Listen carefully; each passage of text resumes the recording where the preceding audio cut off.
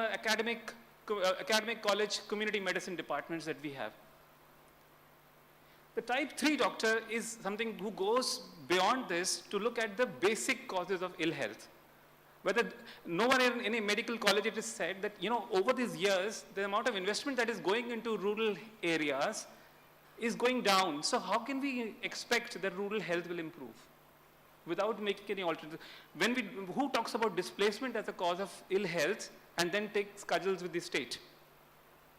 Who talks about very, very basic issues who says very clearly that health is a deeply political idea and takes it forward? There are few of these type 3 doctors, but they all are a continuum of this type 1 to type 2 to type 3 public health doctors, and that is something significant. Next.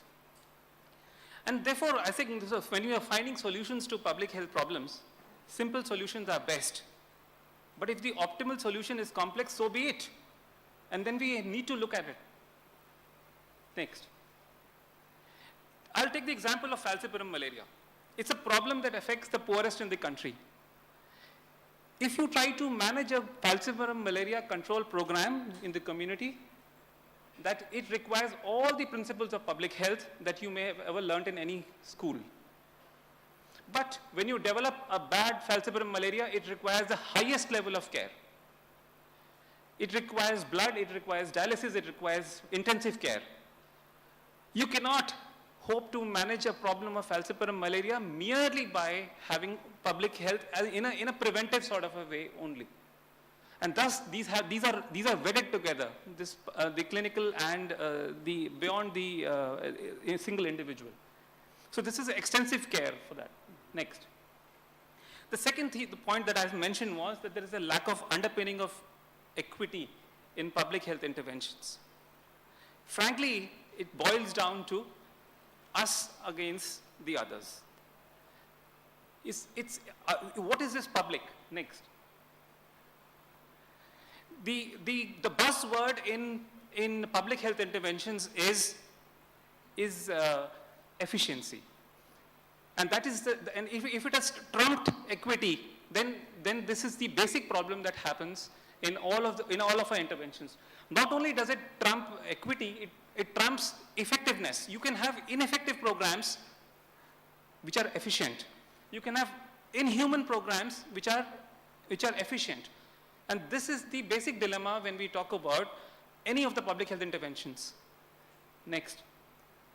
So, the people who take the decisions are not the ones who bear the consequences, and the people who suffer don't have a voice in most public health interventions. And with some of the experience of the last decade, I'm going to explore some of these public health interventions to highlight the points that I've made in form of some these theoretical points that I've said in the last few minutes. Next. So, and my allegation is that some of these public health interventions, when they're made on basis of baseless assumptions. Sometimes the assumptions there are no basis on which some of the programs have been made. Polio was one such example. And it's the technique that is followed is GOBSAT. Good old boys sat around a table and they make plans. And the third thing that is done is there are excuses of size. Oh, this problem is too small. Or this problem is just too huge. We can't handle it. Or of the complexity. Oh, multi-drug resistant tuberculosis is such a complex problem. Let's not handle it. Let's put it behind us. Or it's too expensive. How can we have, how can we measure the viral load in HIV? We should not do this. This is not necessary. We should not manage HIV. And then public health interventions get passed because the people who make it don't suffer the problems that they see. Next. And I would propose a talisman for any of the public health interventions. Will you go through this if you are suffering it? If the answer to this question is yes, then this public health intervention has passed the ethical test. Next. Let me start with PDS. I would say it is a public health intervention, but I would like to, it's not in that sense a healthcare intervention. Next. With the hunger status that we see, I don't want to call it malnutrition. For me, any malnutrition, the less sanitized synonym of hunger is most relevant here. With people who, we know at the country level, more than 1/3 of all adults go hungry every night. That is the meaning of undernutrition. And over half of all children go hungry every night. I, for one, have never been hungry except on doing hunger strikes in student days. Otherwise, imagine someone going hungry every night. This is what hunger would mean. Next.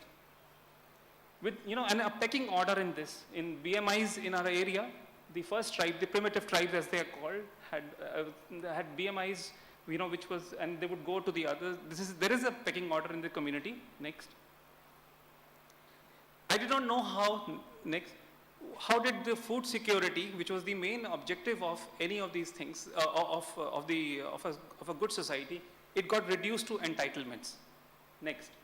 How did it happen that we decided on 35 kilos?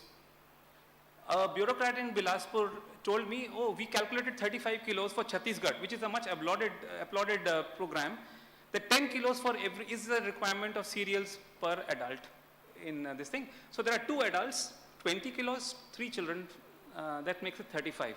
I don't know how he got the figure of 10 kilos.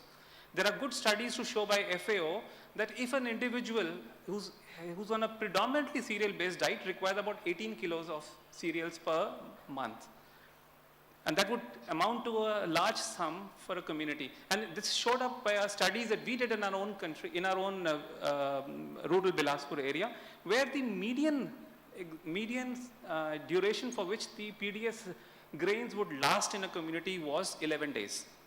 And for the rest of the 19 or 20 days, the community would be dependent on the rapacious market.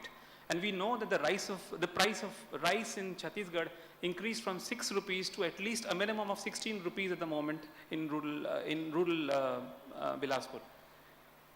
So there is a quarrel about, and 25 kilos is the other discussion that's going around. Next. What price? Is it 2 rupees, 1 rupee, 3 rupees? Populism also comes in, but then there is a debate about this price. Next. And what should it include? Only cereal security, or is it a larger basket of rice, oil seeds of some type, and pulses? Next. And who decides? We have heard that the finance minister is not able to sleep because he is not able to decide how much food should go into the food security bill. But probably he's never been hungry ever. But at some level, in a society level, we are deciding how the other half eats, or the other groups decide. I think there is no debate about the technical parts of the food security. The principles are very clear. It's a decision. It's a problem of who's deciding for whom. Next. I'll go to the largest problem of a single disease affecting this country, tuberculosis. Tuberculosis is actually the true captain of death. Next.